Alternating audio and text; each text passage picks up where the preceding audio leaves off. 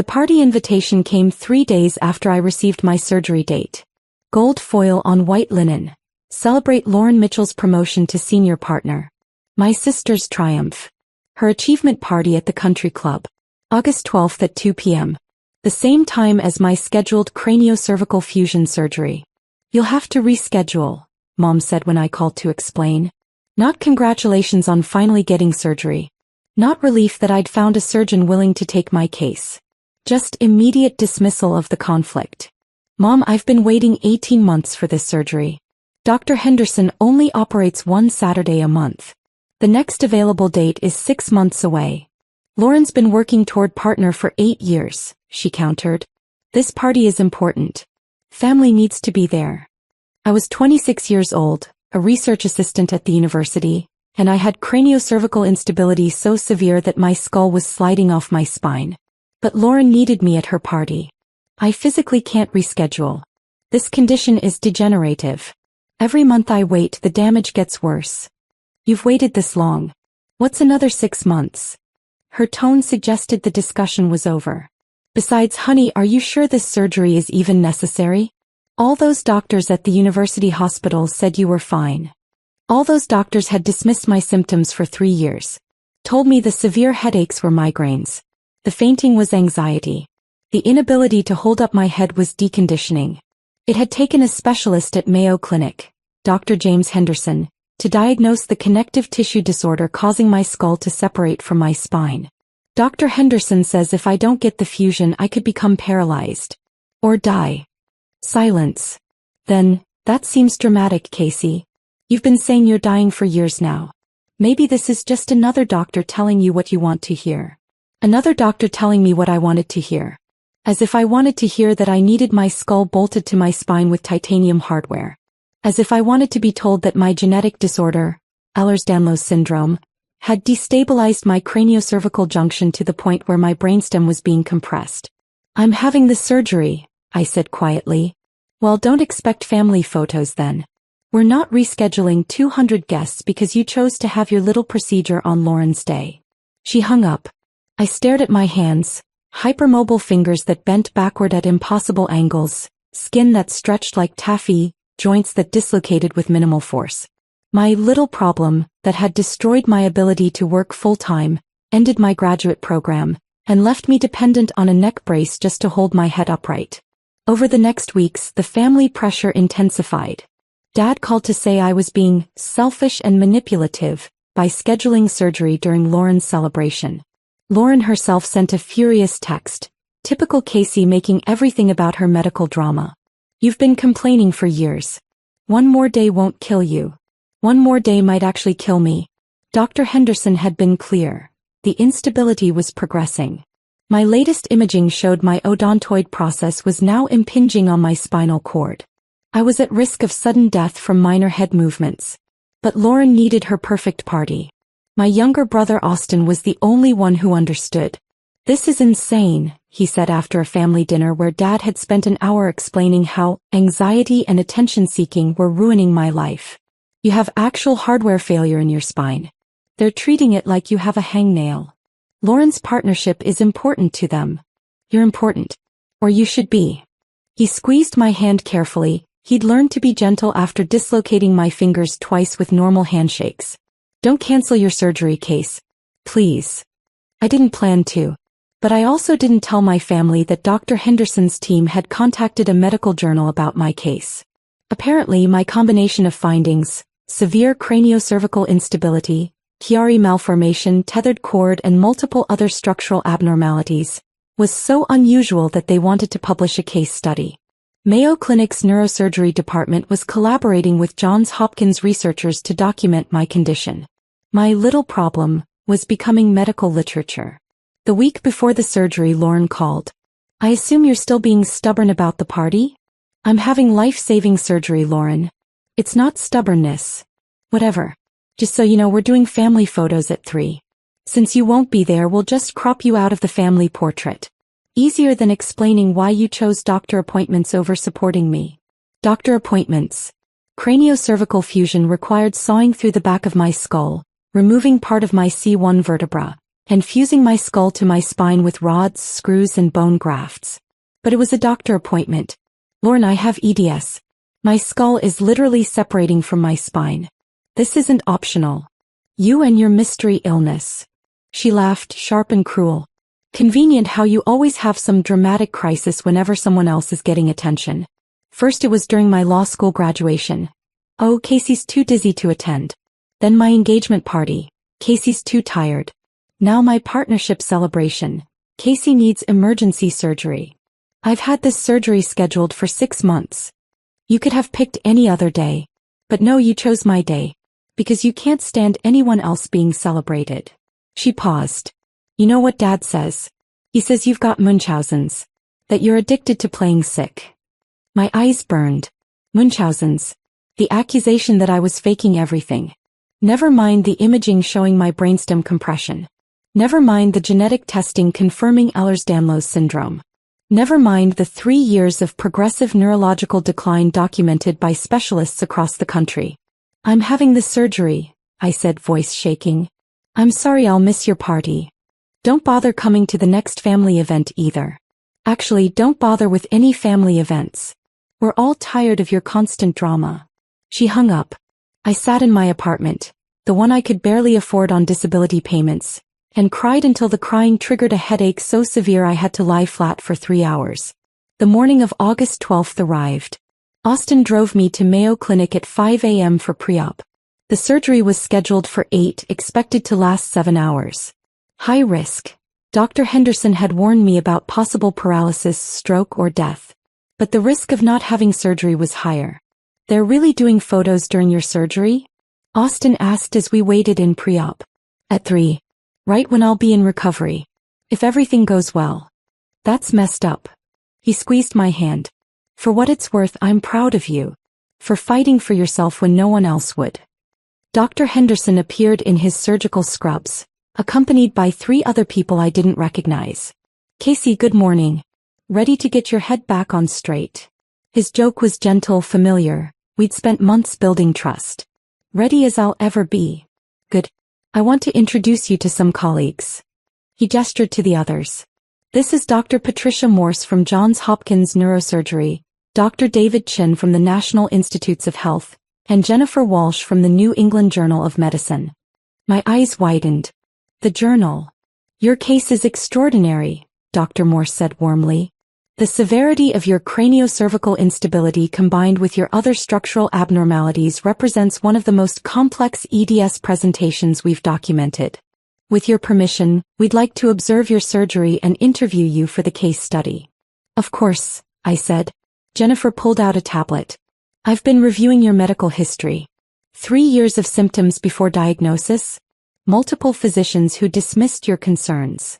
They said it was anxiety. And migraines. And deconditioning. I touched my neck brace. I was told I just needed therapy and exercise. While your skull was literally detaching from your spine. Dr. Chen's expression was grim. This is exactly the kind of diagnostic failure we're trying to address. Rare diseases, especially ones that predominantly affect women, are consistently dismissed or misdiagnosed. My family still thinks I'm exaggerating, I admitted. They scheduled a party during my surgery because they don't believe it's serious. The medical team exchanged glances. Dr. Henderson's jaw tightened. A party. My sister's promotion celebration. They wanted me to skip surgery to attend. When I refused, they said I was being dramatic and attention-seeking. Jennifer made notes on her tablet. This is another pattern we're documenting. Family invalidation of serious medical conditions. Would you be comfortable if we included that context in the case study? Obviously, with all identifying details changed. Yes, I said. If it helps other people who aren't being believed. They wheeled me to the OR at 7:30. The surgery took 9 hours. Longer than expected because the instability was worse than imaging had shown. Dr. Henderson had to place additional hardware and extend the fusion further down my spine. When I woke in ICU, Austin was there looking exhausted and relieved. You made it, he said. Henderson said it went well. Complicated but successful. What time is it? Almost 8 p.m. He hesitated. Lauren's party ended 2 hours ago. Mom's been calling. She's Angry. Said you ruined the family photos by not being there. I'd survived a 9-hour surgery to prevent paralysis and death, and Mom was angry about photos. Let her be angry, I whispered. 3 days later, still in the hospital, I received an unexpected visitor. Dr. Henderson appeared with Jennifer Walsh and an elegant woman in her 50s wearing a Mayo Clinic administration badge. Casey, this is Dr. Susan Morrison, Chief of Neurosurgery, Dr. Henderson said. She has something to show you. Dr. Morrison held up her phone. Your case study is being fast-tracked for publication. The journal editors reviewed the preliminary data and want to feature it as a lead article.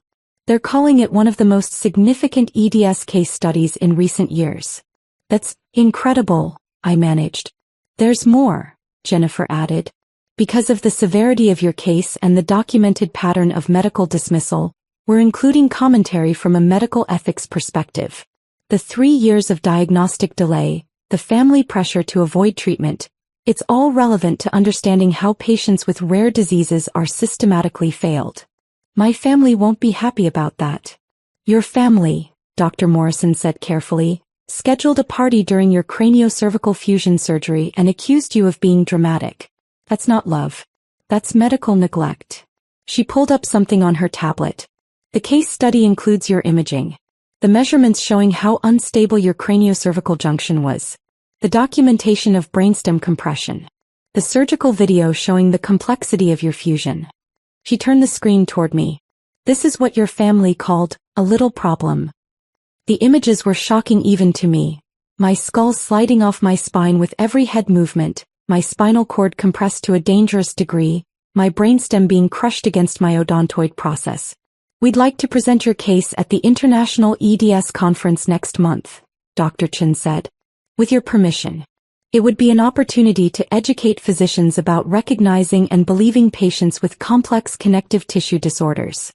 Absolutely, I said. The case study was published in the New England Journal of Medicine on September 5th. The article was titled, Severe Craniocervical Instability in Ehlers-Danlos Syndrome, a Case Study of Diagnostic Delay and Family Medical Invalidation. It included detailed imaging, surgical footage, and commentary on how my symptoms had been dismissed by multiple physicians and family members despite objective evidence of severe structural instability. The ethics section discussed the harm caused when medical professionals and families dismiss patient-reported symptoms as anxiety or attention-seeking. The article went viral in medical communities. Mayo Clinic's social media shared it. EDS advocacy groups highlighted it. Major medical websites featured summaries. My phone started ringing on publication day. First, Dr. Henderson called to say the article was generating unprecedented interest.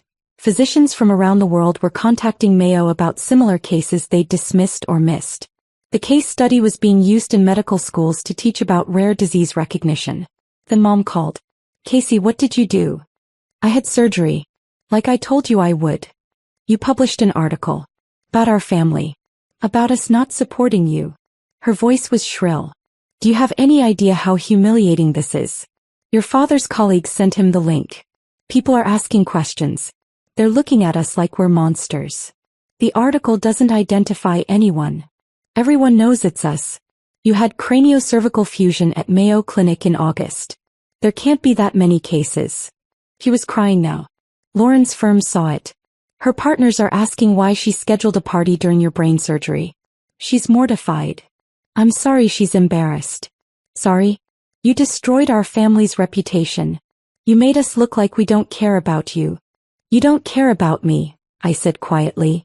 You scheduled a party during my surgery. You told me I had anxiety when my skull was falling off my spine. You called me dramatic while I was becoming paralyzed. We didn't understand. You didn't want to understand. Because understanding would have meant acknowledging that I was really sick. That you were wrong. My voice was steady despite the trembling in my hands. The article is helping other patients. Physicians are learning to recognize these symptoms earlier. That matters more than your reputation. Dad called an hour later. The medical board received the article.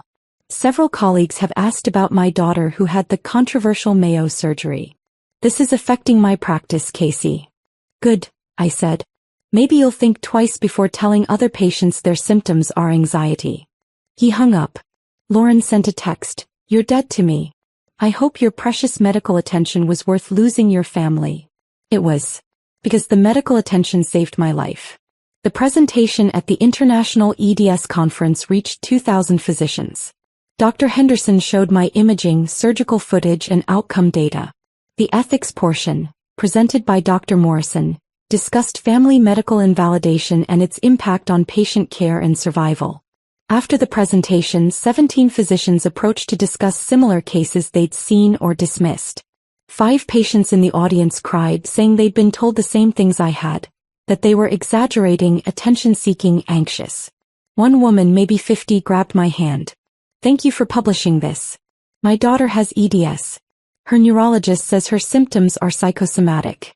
I'm showing him your case study tomorrow." That made everything worth it. The article has been cited in 73 subsequent papers. Medical schools now use it as a teaching case. EDS patient groups share it as evidence that their symptoms are real and serious. Mayo Clinic's neurosurgery department has seen a 50% increase in referrals for craniocervical instability, patients who might otherwise have gone undiagnosed or dismissed. My family stopped speaking to me entirely.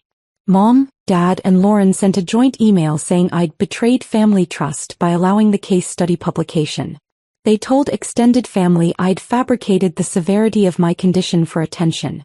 But Austin stayed. He moved closer to help during my recovery. He attended my follow-up appointments and celebrated when my 6-month post-op scans showed solid fusion and decompression of my brainstem. I'm back at work part-time now researching, ironically, genetic disorders at the university.